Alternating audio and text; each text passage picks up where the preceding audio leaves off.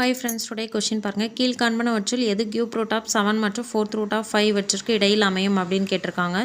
இப்போ cube root of 7 வந்து நம்ம 7 பவர் 1/3ன்னு எழுதிக்கலாம். ஃபோர்த் ரூட் ஆஃப் 5 5 பவர் 1/4ன்னு எழுதிக்கலாம். இப்போ இந்த ரெண்டுத்துக்கும் பவரில் உள்ள டினாமினேட்டரை வந்து நம்ம ஈக்குவலைஸ் பண்ணணும். ஸோ எல்சிஎம் எடுக்கிறோம். எல்சிஎம் எடுத்தோம்னா 12 கிடைக்குது. ஸோ 12ஆல் நம்ம மல்டிப்ளை பண்ணுறோம். மல்டிப்ளை பண்ணோம் அப்படின்னா 7 பவர் 4ன்னு கிடைக்கி. இங்கே 12ஆல் மல்டிப்ளை பண்ணி அடிச்சு கொடுத்தோம் அப்படின்னா 5 பவர் 3ன்னு கிடைக்கி. இப்போ இதோட வேல்யூ 2401, இதோட வேல்யூ 125ன்னு கிடைக்கி. இப்போ ஆப்ஷன்லேருந்து நம்ம ஆன்சர் ஃபைண்ட் அவுட் பண்ண போகிறோம்.